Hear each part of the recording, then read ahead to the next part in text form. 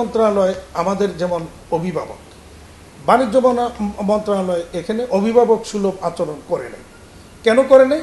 বাণিজ্য মন্ত্রণালয়ের কাছে ট্যারিফ কমিশনের এক পেশে একতরফা একটা সিদ্ধান্ত বা সুপারিশ গিয়েছে স্থলবন্দর দিয়ে সুতা আমদানি বন্ধ করার জন্য, এবং সেটা আমি বলবো অন্যায় করেছেন ট্যারিফ কমিশন বা যারা আমরা মেজর স্টেক হোল্ডার তাদের সাথে তারা কোনো প্রকার আলোচনাই করেন নাই। না করে তারা শুধুমাত্র বিটিএম এর অভিযোগের প্রেক্ষিতে তাদের যারা অভিযোগ করলেন তাদের সাথেই ট্যারিফ কমিশন আলোচনা করলো, করে একটা সুপারিশ পাঠিয়ে দিল স্থলবন্দর দিয়া সুতা আমদানি বন্ধ করার জন্য। এর প্রেক্ষিতে বাণিজ্য মন্ত্রণালয় একটা মিটিং ডাকলো, মিটিংয়ের মধ্যে আমাদের ডাকলেন, কিন্তু সিদ্ধান্ত ওনারা আগেই ফাইনাল করে রাখছেন স্থলবন্দর বন্ধ। তাহলে আর এই মিটিংয়ে ডাকার কোনো যৌক্তিকতা ছিল না। আমরা সেখানে জিজ্ঞেস করেছি যে কি কারণে বন্ধ করবেন, আমাদের একটু বোঝান আগে, আমরা বুঝি। তো সেখানে বিটিএমে যে অভিযোগটা দিল যে প্রথম বললো যে আমরা এক ট্রাকের এলসি করে 3 ট্রাক 2 ট্রাক 3 ট্রাক মাল আনি, আজকে পত্রিকা আছে দেখবেন এটা। তো এটা আমি একেবারে দ্ব্যর্থহীন কণ্ঠে এটার তীব্র প্রতিবাদ জানালাম। কেন জানালাম? প্রথমত হলো এক ট্রাকের এলসি করে যদি 3 ট্রাক আনে, তাহলে যে আনলো কেন সরকার তার বিরুদ্ধে কঠোর শাস্তিমূলক ব্যবস্থা নিল না, এটা আমাদের প্রশ্ন।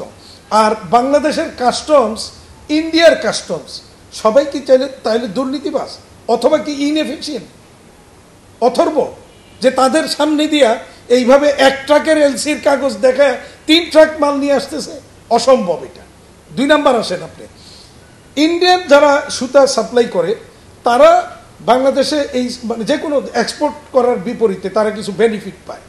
তো আপনি যে ওরা যে এক্সপোর্ট করেছে তার প্রমাণ কি? ডকুমেন্টস। এখন এক ট্রাকের এলসির ডকুমেন্টস দিয়া বাকি 2 ট্রাক যদি মানে উইদাউট ডকুমেন্টস পাঠায় তাইলে কিন্তু সে ওইটার বেনিফিটটা পাবে না। না পেলে কিন্তু তার এই যে সুতাটা বাংলাদেশে যেটা পাঠাইলো উইদাউট ডকুমেন্টস, এটাতে কিন্তু তার লস হবে। তো লস কি পাগল? লস দিয়ে কেউ সুতা সাপ্লাই করবে, বিক্রি করবে? অসম্ভব গেল এটা। 3 নাম্বার আসেন আপনি, ওনারা বলছেন যে এখানে মিথ্যা ঘোষণা হয়। মিথ্যা ঘোষণা হয় কি? মিথ্যা ঘোষণা হয় যে আমরা 30 সুতার মানে 30 কাউন্টের সুতার এলসি করে 60 সুতা এবং 80 সুতা নিয়ে আসি। তাহলে এইটা আচ্ছা, এইটা আমি যেমন বেনাপোল দিয়ে আনতে পারি, আমি কিন্তু সি পোর্ট দিয়ে ওইটা আনতে পারি ইচ্ছা করলে, একই জিনিস। ওখানে কন্টেনার আসবে, কন্টেনার থেকে মাল খালাস করে নিয়ে আসবো, ভিতরে 30 কাউন্ট আছে না 40 কাউন্ট আছে। বিগত দিনে আমি দেখিনি, অন্তত আমরা যারা এনেছি কোনো সুতা বের করে কাউন্ট পরীক্ষা করেছে দেখিনি।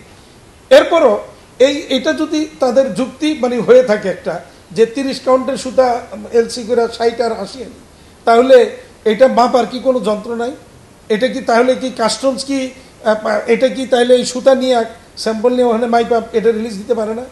প্রয়োজনে এই ক্ষেত্রে যদি কাস্টমস আমাদের সহযোগিতা চায়, অ্যাসোসিয়েশনের সহযোগিতা চায়, বিকেএমই, বিজেএমই এবং বিটিএমই সবাই প্রস্তুত সেই সহযোগিতা করার জন্য। আমরা সেখানে তাদেরকে অবশ্যই মেশিন দিয়া মানে কাউন্ট মাপার ব্যবস্থাও করতে পারবো। ইভেন আমরা যদি তার সরকার যদি চায় তাহলে আমরা 3 অ্যাসোসিয়েশন থেকে 3 জন প্রতিনিধিও 24 আওয়ার্স ডিউটিতে সেখানে রাখবো, এই ধরনের কোনো কিছু যাতে হতে না পারে। সেইটা না করে সরকার একটা মিথ্যা একটা অভিযোগের প্রেক্ষিতে সেটা কোনো যাচাই বাছাই না করে স্থলবন্দর দিয়ে সুতা আমদানি বন্ধ করে দিয়েছে। এতে ক্ষতি কি হলো? আমার যে ক্ষুদ্র স্মল এবং মিডিয়াম আকারের যে ফ্যাক্টরিগুলি যারা 10 টন 20 টন 30 টন 50 টন সুতা আনে, তারা কিন্তু ক্ষতিগ্রস্ত। কিভাবে ক্ষতিগ্রস্ত? শর্ট লিড টাইমের সুতাগুলি সাধারণত তারা বেনাপোল দিয়ে আনতো, সুতার দাম কম। কেন আমরা ইন্ডিয়ার থেকে আনি? দাম কম। এখন দাম কম সেটার মধ্যে আমি পরে আসছি। তো এখন এই শর্ট লিড টাইমের অর্ডারগুলি বেনাপোল দিয়ে 5 দিন 7 দিনের মধ্যে সুতাটা পেয়ে যেত, তারা আইনা এটাকে এক্সপোর্ট করতে পারতো। এখন আর সেটা কিন্তু সম্ভব হয় না। তাইলে শর্ট লিড টাইমের যে অর্ডারগুলি আমার লোকজন আমাদের মেম্বাররা নিত সেটা আর নিতে পারবে না। 2 নাম্বার আসেন আপনি যে এখানে কলকাতার মানে কলকাতা বা তার আশেপাশে সুতাগুলি এখানে গুদামজাত থাকতো, সেই গুদামজাত সুতাগুলি মূলত তারা এলসি আজকে দিলে কাল বা পরশু দিনই কিন্তু সুতাটা আমরা পাওয়ার ব্যবস্থা হয়ে যেত। সেই জায়গাটা কিন্তু বন্ধ হয়ে যাচ্ছে। আর পাশাপাশি যে আপনার এখান থেকে এই সুতাটা আসে কার? দেখবেন আপনি ওই 10 টন 20 টন 30 টন 50 টন সুতা এগুলি আসে, অল্প কোয়ান্টিটি। আর যারা বড় কোয়ান্টিটি আনে 500 টন 1000 টন 200 টন 300 টন আনে তারা কিন্তু সি দিয়ে আনে। তো এটা তাহলে সি দিয়ে কিন্তু এটা আসবেই। তো সামান্য অল্প স্বল্প যে সুতাগুলি আসে এটাকে বাধাগ্রস্ত করে আমাদের ক্ষুদ্র শিল্পগুলিকে ক্ষতিগ্রস্ত করা হলো। স্থলবন্দর দিয়ে আমদানিটা বন্ধ করা হয়েছে। এখানে আরেকটা অভিযোগ বলা হয়েছে যে ডাম্পিং মূল্যে অর্থাৎ কম মূল্যে মানে সি পোর্টের চেয়ে কম মূল্যে বেনাপোল দিয়ে সুতা আসে। এটা তো কাস্টমস যদি এটা যাচাই করে সেখানে এটা প্রমাণিত হবে যে বেনাপোল দিয়ে যে সুতাগুলি আসছে সেই সুতার দাম কত আর সি দিয়ে আসছে সেটার দাম কত, যে এই অভিযোগটা সম্পূর্ণ মিথ্যা। অফকোর্স ক্ষতি হয়েছে এবং এটা আসলে সমস্যাটা কোথায় সেটা তারা আমলে নেয় নাই। সমস্যা হলো গত বছর ফেব্রুয়ারি থেকে তখন ইনসেন্টিভ বন্ধ করে দেওয়া হলো, তখন থেকেই ইন্ডিয়ান সুতার আমদানিটা বেড়েছে। যেমন ওই দিন কাস্টমসের এনবিআর এর একজন মেম্বার আসলেন মিটিংয়ে, তিনি তথ্য দিলেন যে 2023 সালে স্থলবন্দর দিয়ে 36,000 মেট্রিক টন সুতা আসছে আর 24 সালে আসছে 96,000 মেট্রিক টন। উনি বুঝাইতে চেষ্টা করলেন স্থলবন্দর দিয়ে আসাটা মানে নিরাপদ না, কিন্তু উনি এখানে একটা মানে এক পেশে একটা আচরণ করেছেন।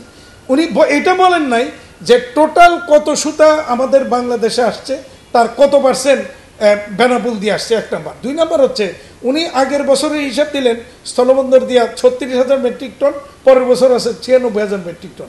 সেটা তিনি বলেন নাই যে সি পোর্ট দিয়া 23 সালে কত টন আসছে আর 24 সালে কত টন আসছে। যদি পাশাপাশি দোনোটা তথ্যই দিতেন তাইলে তখন বোঝা যেত